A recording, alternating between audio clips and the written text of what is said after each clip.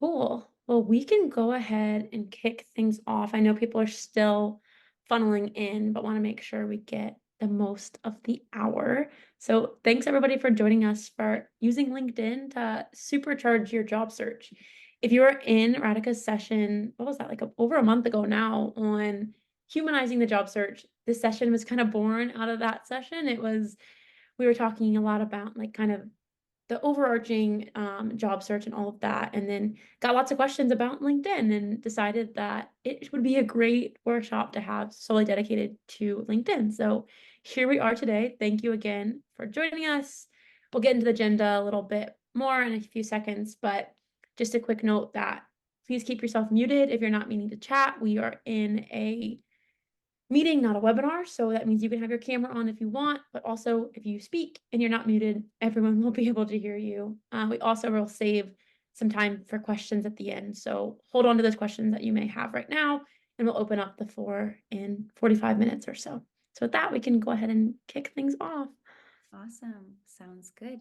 Well, hi everyone. My name is Radhika. I'm seeing some familiar faces here. So thank you for rejoining or joining another session with me.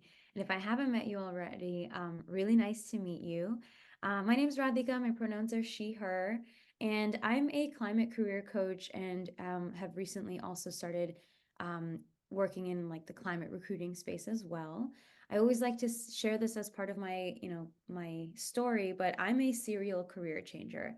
I'm a generalist. I know a lot of folks here are in similar boats, and my career has been very nonlinear. I started out as a UX designer and front end developer, moved into all different types of design, service design, interaction design, and moved into like program design and program management. I've always worked in technology, in social impact with governments, nonprofits, and things like that. And that led me to running an accelerator program in the US Census Bureau. And from there, sitting in the middle between all these technologists, government agencies, companies, um, I feel like I've always been like a translator and a storyteller in all the roles that I've had. So about 2 years ago, I made the switch to kind of running my own business as a career coach and at the same time pivoted into climate as well. So I have worked, I'd say over the last year alone, I've coached around 300 people on how to break into climate, mostly through Terra.do, as well as doing these workshops with climate people. And then I also take on one-on-one coaching clients as well. So if you are interested in working with me or collaborating with me as a coach, my coaching interest form is here. We'll also make sure that that gets sent out afterwards. And yeah, I'm always accessible on LinkedIn and things like that if you ever want to have a chat. So outside of that, I'm a lifetime vegetarian. I've never had meat, only by accident, thanks to Taco Bell. I'm left-handed and I'm also a DJ and I care deeply about creativity in my life. So that's a little bit about me. And I'm really excited to co-host this session with Natalie and Climate People. Grateful that you all have me do these workshops every once in a while with you all. We love having you. It makes it so much more fun and brings in so many outside perspectives. So really appreciate you as well taking the time. But yeah, hi everyone. My name is Natalie Lavery. I head up marketing for Climate People. Climate People is a climate recruitment agency. Essentially operate like any traditional recruitment agency would, but we only work with companies that are working on a climate solution of sorts. So have kind of a two-sided business model, work with both job seekers and hopefully give them the resources through events like this to get them jobs in climate, and then also work with companies who are looking to hire and pair some of those job seekers with opportunities. As I said, recruitment agencies are our main business model, but my job, as I mentioned, is doing events like this, creating resources, working with job seekers to hopefully help them optimize their job search and enhance their chances of getting a job in climate. I currently live in Driggs, Idaho. I am not there right now, but it's a little ski town, tiny, 2,000 people, but super fun, beautiful mountains. It's right in the Tetons. But originally I'm from Richmond, Virginia. So yeah, and also our website's listed here, climatepeople.com. If you want to check out some of those resources I mentioned, we have links to all of our events, all of our jobs. You can submit your resume to us, a little bit of everything. And some personal interests. I love to rock climb. I like to ski, obviously by the ski town, and then also am left-handed. So two of us here now. Nice. I love it. I love it. Awesome. So a quick agenda for us. So before we jump in, Natalie's actually going to share this networking form that we're going to share in the chat really quick. And the purpose of this, right? Today is all about LinkedIn. So the purpose of this form is to have you put in your LinkedIn, maybe a little bit of your climate interests and what your skills are. And we're just going to compile that list and share it out afterwards to enable you all to connect with each other. So we were hoping that this could be a little bit stronger than everyone just like dropping their LinkedIn's in the chat, because we know some of that you might miss something or something like that. So go ahead and fill out this form. It'll take 2 seconds. You can do it right now. You can do it afterwards, but make sure you do that today so you can continue to connect with everyone here. Before I jump into the meat of this presentation, which is really talking about why LinkedIn, what are the different ways of using it, how to strengthen your profile, all that good stuff, I'm going to talk very briefly about regenerative networking and intentional networking and how you can apply that to LinkedIn. And then towards the end, we'll have time for a Q&A as well. So very briefly, I know there's like a lot of words on this slide, but let me just talk through it very, very quickly. So when I say regenerative networking, what I like to talk a lot about is I'm coming from the perspective that as a coach, I hear all the time that networking is incredibly difficult, that LinkedIn doesn't feel good. That's a key thing. I feel like oftentimes I hear people saying, I don't want to use LinkedIn because it doesn't feel good. I don't like, I think it's difficult seeing if you see every day, if you see 30 people say, I got a job, and you're looking for a job, it can be difficult. And so I totally understand that. The reason why I like to think about regenerative networking and intentional networking is because this is kind of where it goes into those feelings. How can you make sure that you are doing and like practicing networking in a way that feels good to you, that's also going to help you in your job search down the line? So, the key part of regenerative networking and intentional networking is connection. When you are reaching out to someone on LinkedIn or in person or in any of the other climate communities you might be part of, first, before you do anything, start with connection. What is the thing that connects you to that person? On LinkedIn, maybe it's a mutual connection. Maybe it's a post that they shared and something in that resonated with you. From that, find that genuine connection and then approach them with that genuine interest. You can, send a message that says, hey, this resonated with me. I'm interested in the work you're doing. And if this is in person, you can apply those same things there. Right now, I feel like in the first 10 minutes of this, we had a bunch of left-handed folks say that they're left-handed, right? That's an instant connection between all of us. And the reason why I like to start with connection is because that's something that allows people to remember you. And from that, if there are people that are getting lots of LinkedIn connections, sparking a connection or that interest is going to help you kind of build a relationship with them down the line. So, this is just a quick guide of like find that connection, show genuine interest, connect with them. On LinkedIn, you can actually send that connection request or ask for a coffee chat or something like that. And I always like to say part of regenerative networking and part of this connection is also speaking from the heart, a little bit of being vulnerable, but also that is something that deepens your connection with people. When you're having that conversation, you can always prepare questions to say, hey, I'm interested in the work you're doing. How did you get to that space? You can ask the technical questions of what they do day to day. But it's also okay and great for you to share your story of what brought you to that moment of reaching out to them. What are you going through in your job search? I'm sure I learn a lot about different job seeker challenges every day. So you can also bring that up in a conversation to say, this is something I'm struggling with and I'm seeking help or advice on how to kind of work through that. That's a moment of vulnerability, but that is also can allow you to receive the right information you need. And the last piece of regenerative networking is also offering something in return. No matter who you are, no matter where you are in your career or your job search stages, you always have something to offer. Always. This could be a connection that you have, maybe an article that you read, anything. You always have something to offer. So that is part of that regenerative framework as well. One of the main coaching tenets that I practice and use is emergent strategy.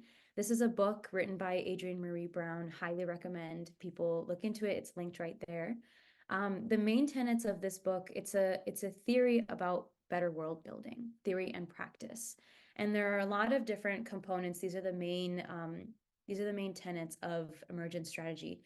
But the one that I want to highlight for LinkedIn and networking in particular is focusing on critical connections more than critical mass. By doing this, you can build resilience by building relationships. So I highlight this because I encourage everyone to think about how are you going to apply all of this in regenerative networking, intentional networking to LinkedIn as we go through the very technical LinkedIn things coming up. Awesome. So, really quick, obviously, we're all here to talk about LinkedIn. So, I wanted to just start off by asking why, right? Like, why are we even talking about LinkedIn? So, my point of view on this is that LinkedIn, as a job seeker, there are so many tools you can use, and LinkedIn is simply one of those tools in your toolbox. But the great thing about it is that it's actually a multi-solving tool. It helps you check multiple boxes for the things that you need to be doing in your job search at the same time. So LinkedIn allows people to find you, whether it's a recruiter, hiring managers that are searching for candidates with your skill sets. It also can expand your understanding of the climate landscape. There's all sorts of people posting articles, talking about what's going on in the industry. That real-time conversation can be really insightful for you as you're learning more in the climate space. There's of course ways to build meaningful connections. If you network, if you talk to people enough, you might not even need to apply to jobs. You might be able to leverage your connections to land interviews that way. But the last thing and the biggest thing that I always like to talk about is, as a job seeker, you are reaching out all the time. You're reaching out to people, you're applying to jobs, you're sending your information out all the time. With LinkedIn and with what we're going to talk about today, we're going to bring that information towards you. You're calling out all the time, but by doing these things that we'll talk about today, you're going to call the right information towards you, which is honestly going to make things a little easier. If the information is flowing towards you, you'll start to see more opportunities, resources, people that you can connect with, and it lightens the load a little bit as you are doing all these other things in your job search. Something I like to talk these are main 4 steps that I talk about in my career coaching strategies: learning, building, networking, and applying. Of course, nurturing yourself, nurturing the environment, nurturing your family, your friends, your relationships goes across all of that. But the great thing here is that LinkedIn actually helps you touch on every single one of these things. So, in terms of maximizing your time on LinkedIn and really the 5 main kind of strategies that we'll dig into, there's really just these 5. Number 1, starting with polishing your LinkedIn profile. That's the basis of everything. Then curating your connections, engaging with content that you're seeing from those connections, creating your own posts, and then setting a daily or weekly cadence to do this regularly so you can see results. So to let's talk a little bit about polishing your LinkedIn profile, and I'll hand it over to Natalie in a second. Really quick, wanted to highlight, this is a storytelling framework that I share with all of the folks that I coach, and it's 5 simple questions to help you write a LinkedIn bio. This can also go onto your resume. It can be your about me pitch that you're using while you're networking. But these very simple questions: what are my top 3 skills? Who do I help? That could be people, organizations, communities. What difference do I make for them? What am I passionate about? And why do I want to work on climate?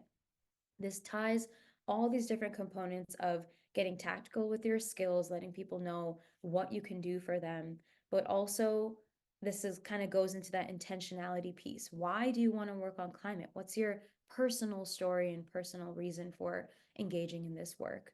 And that is that one of those things that can speak to everyone's heart when you're speaking to them as well. If writing out your answers to that is difficult, you can of course use AI and ChatGPT. I've tried this myself. I've also seen other people sometimes it's just hard to get started, right? So AI and ChatGPT can help you, give you that first draft of what this might look like. But I do always want to let everyone know too that these tools are still under development. So you can use these tools to get started, but you want to make sure that you're still editing them completely as you go. There's a few links here. There's one literally a prompt to help ChatGPT help you write your LinkedIn profile and things like that. So you can take a look at that in the future as well. So yeah, Natalie, if you want to share a little bit more about your LinkedIn profile. Oh, you're muted. Thanks. Do you mind if I snag the screen share really quickly? Yes. Should I stop sharing? Yeah, Okay. great. Perfect. Y'all can see that. Yeah, so as we were just talking about, the whole beautiful thing about LinkedIn is that it operates like a search engine. So when you think of search engines, a lot of times you think of like Google, maybe Bing or Yahoo, but mostly just Google. But if you optimize your LinkedIn profile, it can also operate as a search engine. So that means when hiring managers or recruiters are looking to fill their jobs, they can go to the back end interface of LinkedIn, which is oftentimes like LinkedIn Recruiter, and search for all the qualifications that they want for their job. And then people's profiles pop up. So, what I'm going to talk about now is how to optimize your profile so that you're one of those people that are popping up when they're typing in those keywords. You're going to hear me talk a lot about keywords over the next few minutes. So, that's kind of the key takeaway for what I'm going to cover today. So, how can recruiters find you on LinkedIn? The first step to this is showing that you're open to work. And I know when I usually say show that you're open to work, people think of that little green hashtag under their profile picture that says open to work. And a lot of people currently have jobs. They don't want to tell their employers that they are open to work. So if you're not employed, go ahead, put the open to work banner on your profile picture. But if you are open to work but don't want to broadcast that to the world, you can do it on the back end. So on this screenshot you have on your screen right now is where you can add this section to your LinkedIn. You just go to your profile, click edit, and you can share which types of jobs you're interested in. You can type in 5 different job titles. So it can be marketing lead, head of marketing, whatever it is, have 5 different job titles that you're interested in. Then you can click open to work, and it's going to give you 2 options. One is going to be to all LinkedIn members, as you can see here, or the second is going to be recruiters only. So you can type recruiters only. If you work at a larger company, you're probably thinking, well, my company has recruiters. LinkedIn, every company has an ID. So, like Climate People's ID, say, is 123. If I put that I was open to work, Climate People's recruiters, who also have 123 attached to their profile, wouldn't be able to see that I was open to work.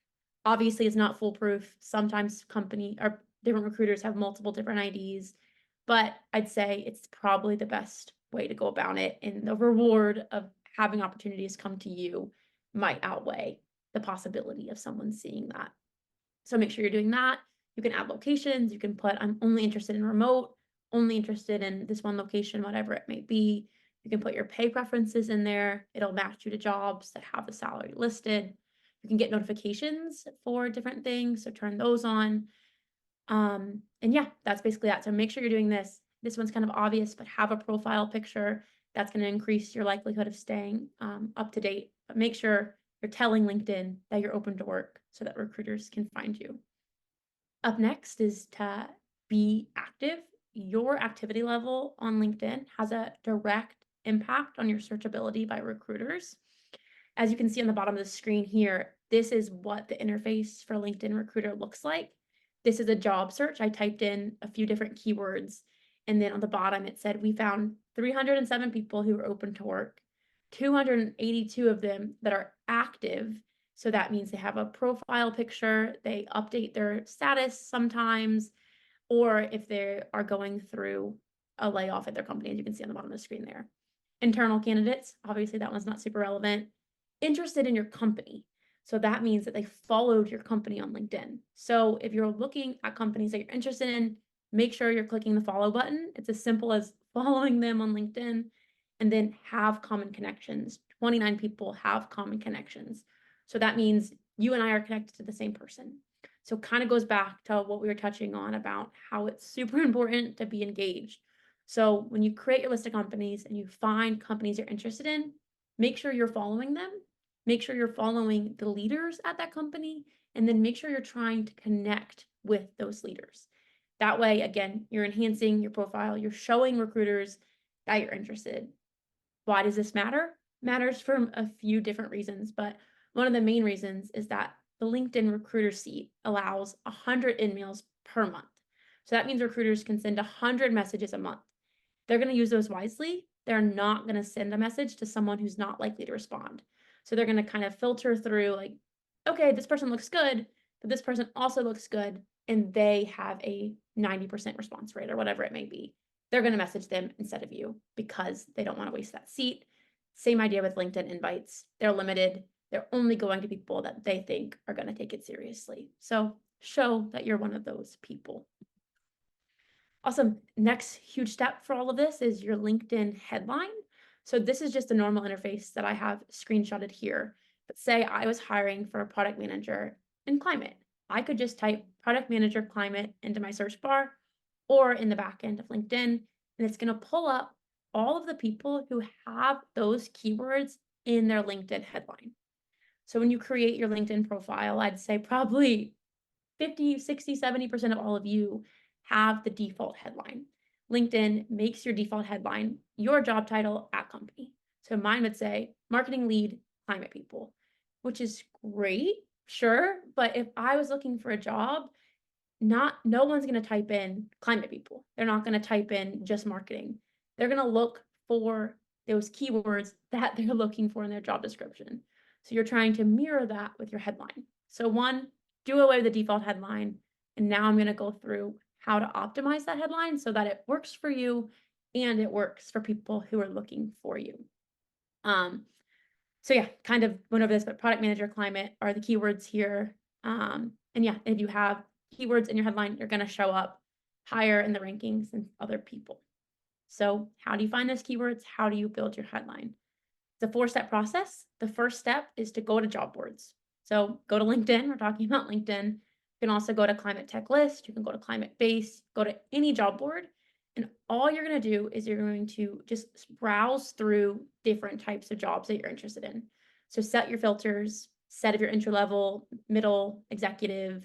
You can put salary in there, location, kind of just create what you'd be searching for when you're looking for a job and just start taking note of the different job titles that pop up. Climate's a little bit interesting because a lot of times our jobs are named different things than they are in any other industry. So the key here is to start looking at that and taking note of what these jobs are even called that you're interested in. So that's step one. Next step is to record the job titles.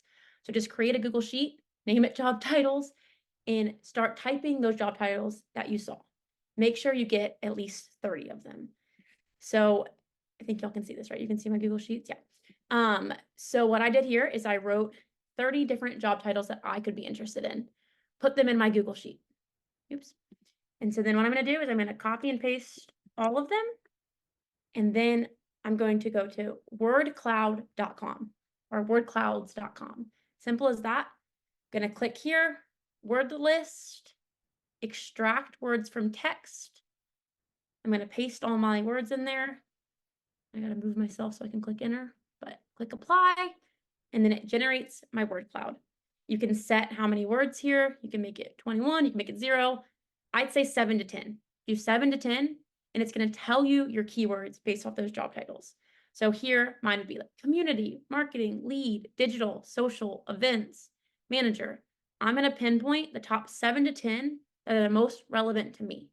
If I don't have that experience, I'm not going to include it. I'm going to be honest here, but those are the keywords that these recruiters are most likely going to be searching for. So then take note of that. And then we already did this. I have my formula. I have my keywords to make my formula. So the 4th step is to write your headline. You're going to use the formula, which is keywords and then your quantifiable impact statement. So here's some great examples of ones. Data scientist, climate tech, experience in Tableau and Python. That's that person's keywords. And then the next step is something that they did. Why should this recruiter talk to them? They enhanced machine learning prototypes by 38%. If you don't have a quantifiable impact statement, it's okay. The most important part here is keywords. Make sure those keywords are in here. Another thing to note quickly is your headline can be aspirational. You don't have to have that job title to have it as your headline. Your experience section cannot be aspirational. That has to be what you've actually done. But say I was a marketing associate and I wanted to be a marketing lead. I could have marketing lead in here because that's the job titles that I am looking for. Quantifiable impact statement should not be aspirational. That should be something that you have done before. Here's a few more examples. Software engineer, database developer, and analytics manager at HubSpot increased automation levels by 55%. This person includes HubSpot because HubSpot's a big name. A lot of times recruiters will be trying to pull people from certain companies. So if you work for a company that's notable, then you can include it here. It's up to you. Another example, marketing director, B2B and B2C, climate storyteller, increased paid website traffic by 75%. Another key is if you're looking for a job in climate, include climate in your headline. You want to have climate having a heavy presence on your profile. Great. And then last but not least for this section is skills tags. I'd argue that if I looked at most of your profiles, you probably have 5 skills. You just type the first few that come to mind, and then you move on to the next step of your profile. LinkedIn allows you to have 50 skills tags. So that's 50 keywords that you can use. You can have them on your profile. They can take up good space and help recruiters find you. So make sure you have all 50 skills. I know every single one of you has 50 things that you can do. Again, same thing goes here. These shouldn't be aspirational. These should be things you actually have. So make sure you're going back to your word clouds and looking at other job descriptions, pulling keywords that you have and adding them. You can ask your network to endorse your skills. That looks really good from a recruiter's eyes. It's literally them just saying, oh yeah, I know Natalie, she did this. Sure, I'll give her a check mark for it. Order your skills so that the most important ones are up top. I don't think a recruiter's actually going to go through. I wouldn't go through all 50, so put the most relevant ones up top and then save the like Microsoft Word and all of that for the bottom of the list. Yeah, so these are still considered keywords, so make sure you're using all 50. Why not if it is there? Awesome. Okay, I think that is all I had for this section. I'll stop sharing my screen and then Radhika, you can take it again. Perfect.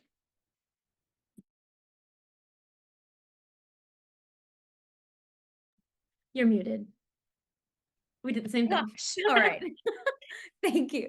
One thing I'll add to this piece as well is for those of you that have been working in an industry for a while, or if you have like a longer career history, you can change this stuff, right? Like that's something I want to reference here too, is maybe you have like a lot of skills in this one thing, but you need to increase your level of like, green skills or climate relevant skills. You can add those in and then ask like your peers in a group like this, or if you're in like Terra or climate base or work on climate, like you can ask peers in those spaces to endorse you to then like increase the endorsements that you have on newer skills. So it's okay that it's especially okay if you have a lot of skills from previous work experience. You can add new ones essentially. So that's something I wanted to add. But regarding your LinkedIn profile, I have a few examples of what effective profiles look like, but just wanted to highlight this one here. Another person from the Terra community that I've worked with in a coaching capacity. This person, Joshua, is taking more of like the freelance design angle. So you can see that their profile is kind of specifically catered towards that. But I wanted to highlight that this is kind of what it would look like for you to have a strong headline, as well as you can highlight different topics that you speak about. You can have a website or a portfolio. But I think from this perspective of Joshua's kind of outlined who are his main clients that he wants to work with. He's outlined climate focused or social impact startup, a larger company, public sector, nonprofit, and then said, these are the things that I can help you with. So this is again just another way of outlining what are your skills and the people, who are the people that you help. This is just one way of doing it. If you're also interested in seeing just other strong examples of people that have transitioned into climate, this is a list of people that I've coached through Terra and a few other programs that I've participated in. their profiles are linked. You can just kind of see what their profiles look like. These are people that have transitioned into climate from other sectors, so that are in the same boat as you all, and have been where you are all as well. So next, let's talk a little bit about curating your connections. So this is where that intentionality piece really comes in. Um, First off, let's see, there's 88 people on the call right now. So maybe by the end of this, you'll have 88 new connections, which is awesome. And so definitely be intentional about when you're going to events like this. Like, you can drop your LinkedIn in the chat. You can look at people's names, especially if they have their first and last name. Also, good reason to put your first and last name on on Zoom chats as well. People can look you up and find you from there, especially if you ask good questions or you're typing in the chat. Even it allows people to connect with you as well. For those of you that have, maybe your network on LinkedIn is very niche, or you have a lot of connections in your current industry, maybe not as much in climate, you can actually unfollow people, or maybe even like mute people in your previous industry, especially if your LinkedIn newsfeed, your homepage, if you're seeing a lot of content that just isn't relevant to you, you can mute those people. I wouldn't recommend disconnecting from people, mainly because I'm like, you never know when they could be helpful to you, but you can mute people and mute their content if it's not as relevant to you. So that's a way to curate your newsfeed even. And as Natalie had said too, when you're researching jobs at companies, you should also look up who are the leaders at those companies or organizations. And by following people, I'll talk about this in a second, by hitting that follow button, you actually get access to the entire network of that person just by hitting the follow button. And so what I mean by that is, I have this list of people. This is kind of the one ask that I have for everyone today. Go ahead and click the follow button on these climate job berries. That's what I like to call them, because they're always posting lots of resources.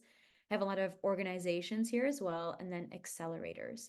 So when you, let's say if I click Maya right here, if I click on that profile, Maya is a person that shares a ton of job opportunities, fellowship opportunities, resources in general for climate and social impact. Now, when she likes someone else's post in her network, you're going to see that. And that's the really powerful thing here, where Daniel Hill here probably has like 50,000 followers on LinkedIn. But if he's interacting with content, he works at the Environmental Defense Fund. If he's interacting with content that is of interest to you, that's something that, again, you want to pull that in your direction. So by simply following, you're going to get access to what is within those people's networks. And for example, with these accelerators or organizations, let's see, like climate people, right? Like Natalie posted about the event today and had a whole list of events that are happening this whole week. Now, if climate people starts posting, or Natalie or Brendan, like if they're posting about work that they're doing with another company, and they, or another company tags them, like you're going to be able to see all of that because you're simply following the company. So it's a way of, again, calling more information towards you in a really, really effective way. One thing I wanted to highlight really quickly with the reason why I've highlighted accelerators here is because just wanted to quickly highlight on the Urban Future Lab. It's an accelerator program based out of New York City. The great thing that a lot of these accelerator programs do is that their careers page is not only about what open roles they have at their company, but it's about what open roles exist at the portfolio companies that they are supporting. So Urban Future Lab, based in New York, but they're supporting companies, I think, all across the country, maybe even internationally. There are all these jobs at their portfolio companies, and this is just one accelerator. So by following them on LinkedIn, you also might get access to seeing not only the companies, but who are the people that are hiring at those companies. And so another slide that I have here, I've linked to both of these posts, but for example, this is what Daniel Hill, oftentimes, he's the founder of Open Door Climate, which is a great resource to help you all connect with people in the climate industry. He actually posts about, these are the individuals that I've spoken with that work in this industry. And he does this, I think, once a week, highlighting different people. So the great thing here is that you can click on that profile, hit the connect button. So for those of you that are maybe unsure of who to connect with or how to find the right people, these people share, they're linking to people's profiles, they're sharing resources that can help you exactly move yourself forward in your job search and find the right resources. So that is always why I'm going to talk about, how can you follow the right people and make sure that you are calling that information towards yourself. Now, the next thing about engaging with content, I saw some posts or some questions in the chat about, like how often do I need to engage with content?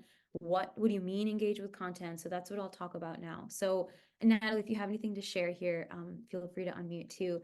But engaging with content, what I mean by that is actually commenting, resharing, making your own posts.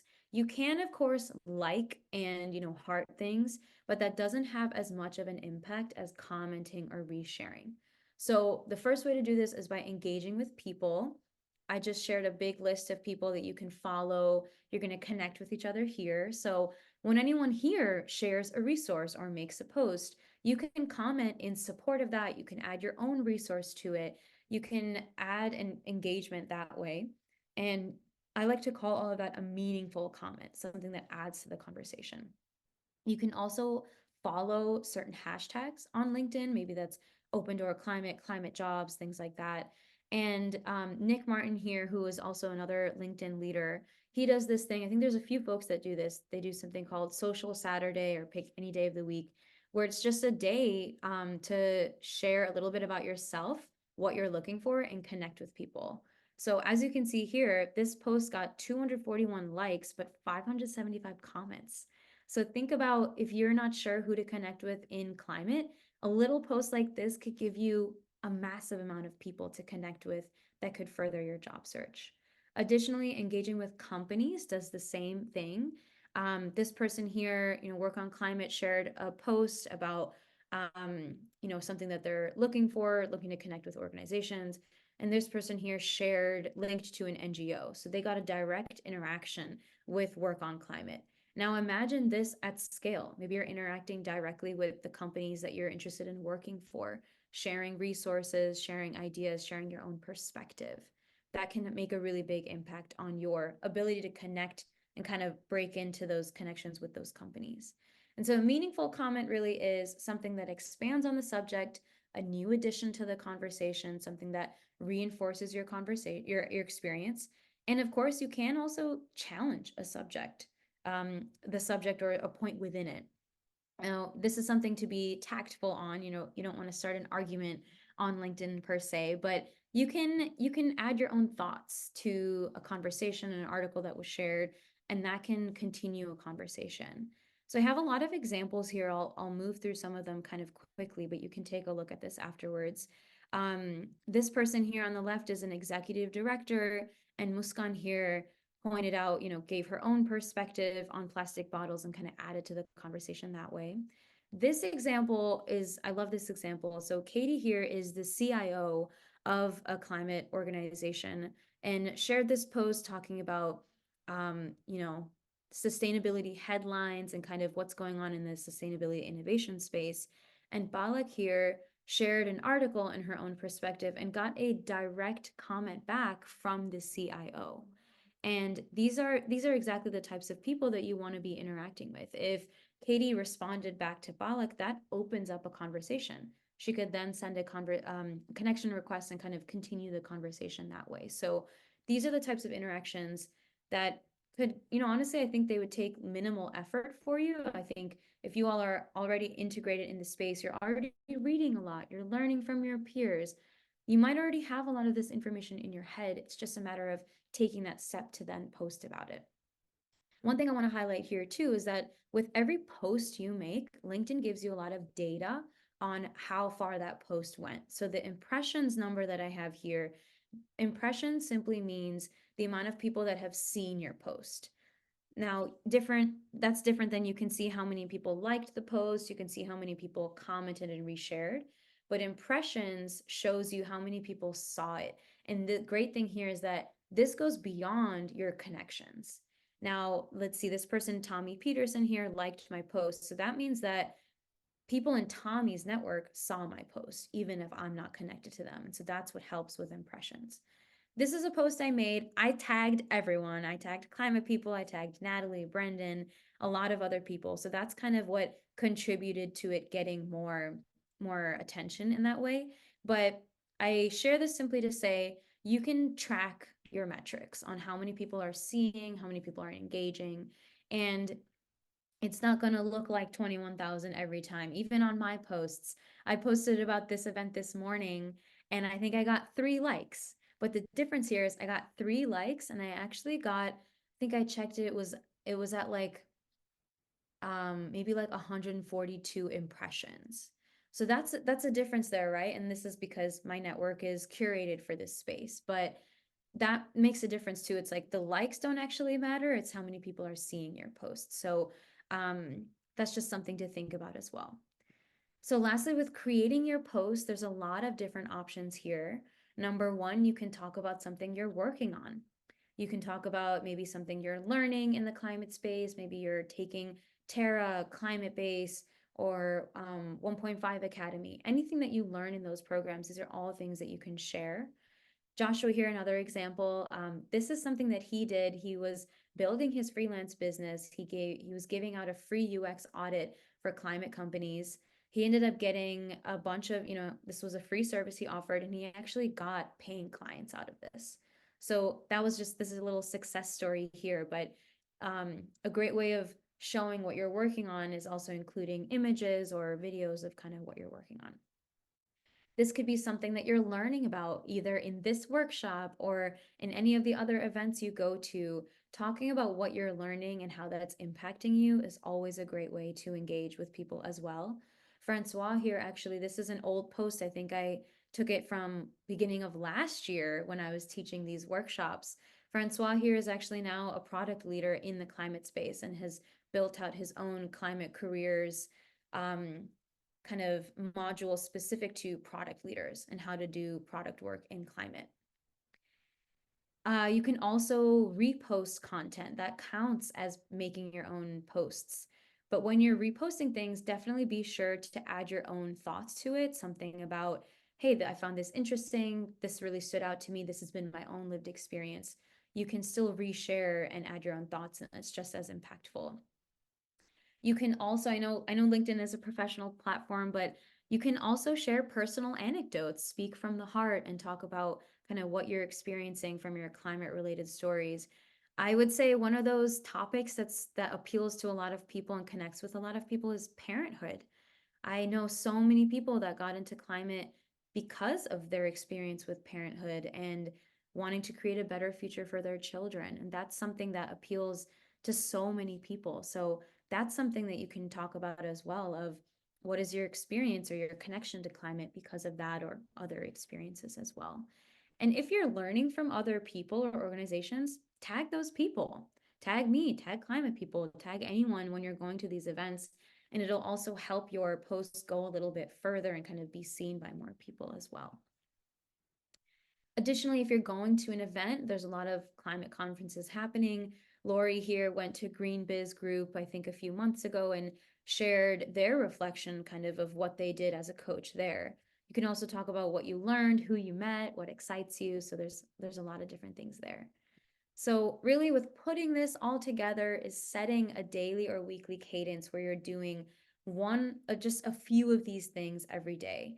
I would say at the bare minimum, take 30 minutes every day. At the bare minimum, that is my recommendation.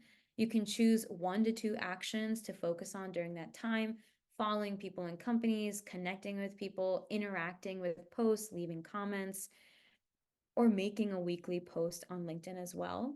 And it's really important to develop a consistent practice in order to see results.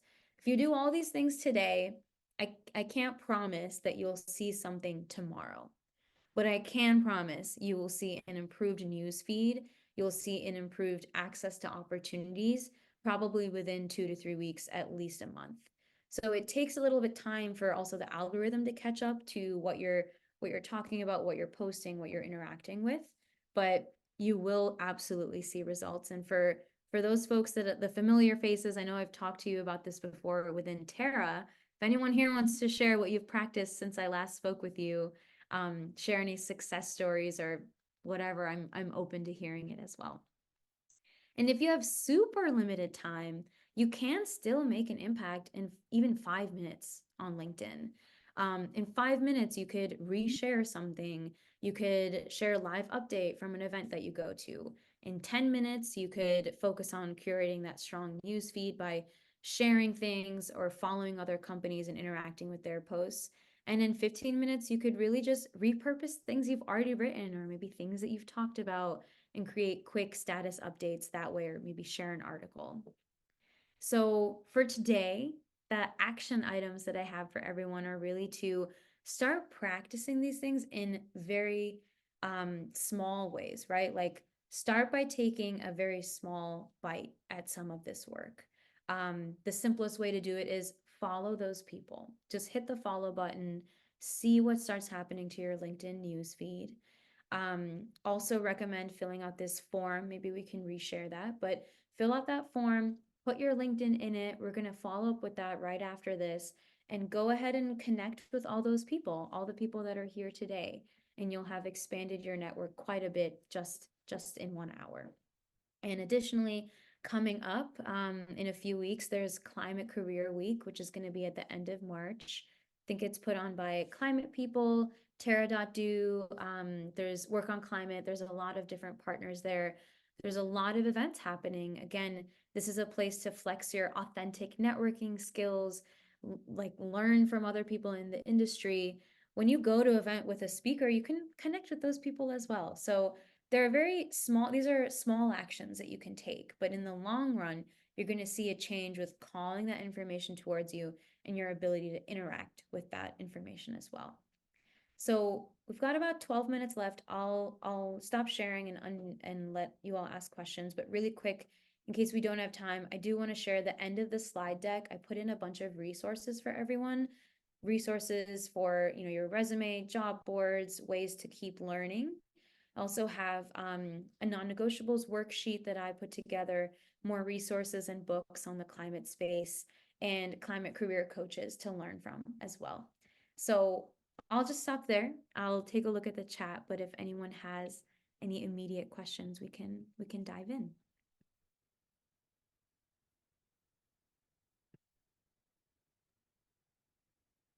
You can feel free to raise your hand if you'd rather ask via voice, or you can put it in the chat. Julia, was that a hand? Yes, hi, and hi, Radhika. How are you? Hey, I'm good. How are you? Terra.do person here. Maybe it's best to listen to the recording, but and I know a few people liked my comment. Super key is the cloud and the keyword and the how did you get there? Just by I was about to look at 20 job descriptions that I'm interested in, steal those keywords. How do you do that?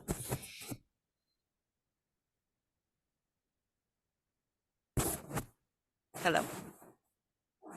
Like, are you talking about the word cloud itself? You had a 3 or 4 step process that culminated in the word cloud producing words that you then, Yeah, so then you're asking like how to pinpoint which ones you should include. Yeah, I needed a little review on those steps. You went through it a little fast, and that's been a sticker. Yeah, so the first step it's is been hard for me. Yeah. pinpoint the job titles. So find the job titles that you're interested in, and then put those into a Google sheet. So just create a new row for every job title.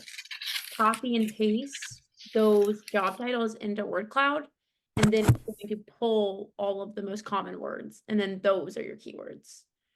And yeah, I dropped the slide deck too if you want to go back to that and kind of go back in there. But yeah, that's the key. Find 30 job descriptions, copy and paste the job descriptions into word cloud, and then go from there. And that's to put in the job titles section up top. Your headline. So like under your profile picture, it probably says your job title at your company right now. Right. You can edit that, and that's what I would change. Yeah, and I'm pretty sure all of the people that we shared on that list all have good headlines. That's a good place to start. Put some examples in the slide deck. That would be a good place to start as well. So you would consider putting them as one of the job titles you're searching for, but also in a skills, there's also top skills. Yep, yep. So in the bottom of your profile, you can have all the skills. And I said 50, but I was corrected that I can be, I think, like 100 now. So fill out as many of those as you can. Those also serve as keywords. Basically, just making sure that the words people are searching for are on your profile. Okay. And sorry, I think my internet went out for a second when you first asked that question because it kind of went in and out a little bit there, but glad we got to the bottom of it. Awesome. Go ahead, I see your hand raised. Hi, are you referring to me? Yes, go ahead. Hi, thank you very much, and another great presentation. I've only been to a couple of them, Natalie, so I want to compliment you as well as you. I'm going to mispronounce your name, Rakita or Rakit? Radhika. Radhika, apologies. I was working on an application last night, and in a block under experience, I wanted to add something, and for whatever reason, maybe my ineptitude or maybe because it was 2 a.m, I couldn't add one sentence. And am I correct that if I have to edit the whole block? This is a technical thing. I thought I could just add, in editing, I could just add 1 or 2 sentences. Basically, I've been taking a code class on energy codes. Where were you trying to add that sentence? I believe it was under my experience. And On LinkedIn? yeah, and so in other words, when I went to experience, there were 2 blocks that were more current. I'm somebody who is returning to this field after a long time, so I'm trying to highlight my more recent experience. And I had a problem doing that. Again, it may have been, I don't know if it was the time or what. But understand correctly, you're trying to edit an older experience and LinkedIn won't let you edit it. Yeah, exactly. That seems weird. I know there's a pencil icon by like each experience. Correct. That's Right. what That's exactly where I was going. That's yeah, what I so you're did. doing that and then it's not. Yeah, so I was using that. And you And should be able to just like Maybe downgrade. delete it. yeah, yeah, right. In the description, well, I have like 4 bullet points in mine, and I was trying to add that I gotten a completion of a code course on ADUs. I think if it's not letting you delete it, maybe try to, or not letting you edit it, try to delete it and then re-add it. You can put the date so that it would do it chronologically. Okay, all I'm right. sure maybe be a glitch. You can also try to like clear cache. That's another option, like your browsing history, and sometimes that will fix things. But it seems like it's a LinkedIn kind of bug. Don't think that would be a feature that would be universal. Okay, thank you so much. Yeah, you Go ahead, wanna- Leanne. Hey, Natalie. Hi, Radhika. I just wanted to ask about the hashtags, the talks hashtags thing. And I know, Natalie, you've tried to answer me twice in the chat, but I can't seem to get it to work. I don't know what my block is about this, but do you guys, like, how do I go into LinkedIn and fix that to add the hashtags? Brendan, were we just talking about that, how they did away with that? Is that true? Did they do away with the talks about? Okay, so maybe I think they might have. You kind of jogged my memory for a second. I need to look into it more. I haven't Okay. looked at it now, but I thought I saw that too. I think they might have because gotten rid of because that. there was like an update with the creator mode, and Yeah. I don't know. All right. I'm not sure what happened there, but Mine are gone hashtags, now, too. my hashtags are also gone as well, and Oh, I really? haven't spent, Yeah, mine yeah, too. I haven't spent any time to look into it, but I think I'm like I actually I spent 2 minutes looking into it, and then I was in the middle of something else. I was like, I'll get back to it, and I never did. But Yeah. all my hashtags are gone as well, so I don't know. Yeah, I Oh, think after okay, I so maybe it's responded to you in the chat, Leanna, I was like, wait, I think it actually is gone, but still be a creator and Okay. still like create that content. I'm sure they're just restructuring the way their algorithm is working and how it's promoting things. So I think the talks about might actually be gone. So Right, obviously, okay. Well, and keeping It's not the easy. hashtags in actual posts like Radhika mentioned, that's huge. So thank you. I'll keep doing that. Mhm. Thanks, guys. Gregor says they're gone because they want to do these in the skill section soon. So Okay. There was another question. There's a few minutes here. Nobody else has raised their hand, but there was a question that had come up. Cassie had asked it. I think she's left, but a few other people uploaded it. So I'll ask on her behalf. What is your stance and take on the publicly viewed open to work banner? And whether or not you should be taking that down, whether you should be refreshing that. I shared my feedback in the chat, but for both of you who have gotten this question probably countless times, if you're not employed and you have the open to work banner, can you just talk a little bit about your opinions about that? I think it's fine. I don't think there's any harm in having an open to work banner. It's showing very blatantly that you're open to work. So I would never look at that and think like, oh, this person's had it for 6 months. I honestly probably wouldn't even notice if they had it for 6 months. You're looking at their profile once.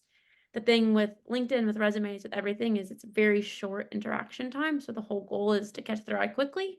So if you have a green banner, you're catching their eye pretty quickly, and then yeah, likely I'm not going to take a mental note of that really even further than that. So I think it's fine. Mm-hmm. And I would just say it's one of those things where you can be iterative on all of these things that we talked about. But if you want to try to take it down and then see what responses you get or like what your interactions look like, you can try that and then you can add it back. Like there's no harm in there's definitely no harm in having it. But if you're just not sure if what like people's reactions are, you can test it. You could take it down, but still have it show open for work like on the back end. So I always say, like, if you're not sure if something is working, just iterate. Try something different. You can be like modular with how you try things and see what gets you success. Definitely. Yeah. We also had another question that was boosted that we must have missed earlier. So I'll read that one really quickly. It just says duplicate keywords. So with keywords, there are a lot of duplicates. So social media, social media marketing, what do you use? I mean, they're the same word. So social media marketing, and social. Social doesn't need to be used 3 times. Just have social. If media is a word that's coming up a lot, media would be another keyword. Every individual word is a keyword. So like product managers, product and manager are both the keywords. So don't think of them as like a combined statement. Think of them as individual words. Don't put in your headline social media marketing. Just do social once, do media once, do marketing once, that type of thing. Again, they're words, they're not statements. Cool. We have time for maybe like one more question. But the one that we have in the chat right now says, is a word called exercise a way to identify top job titles, keywords, or skills? Or all? I think, yeah, it's all. They're all interchangeable. Your keywords, again, are just words. So that word can be a skill. It can be a job title. It could be a headline. Yeah, just use them as words individually. If you're having a hard time, like you can also start pulling keywords from job descriptions. If you ask ChatGPT to pull the keywords from a job description, it can also compile some of the keywords from that if you're having a hard time getting all 50 from job titles. The key here is like when you apply to a job, your resume needs to be updated for every job that you apply to. So you can take that job description specifically and pull the keywords and put them in your resume. Whereas your LinkedIn kind of has to serve as a multifaceted application. So it's going to have to cover all the job titles that you're interested in. And that's why we recommend the 30 job title approach, because it has to be applicable to everything that you're interested in. It can't just be this one specific position. Right. Good point, now. Thank you.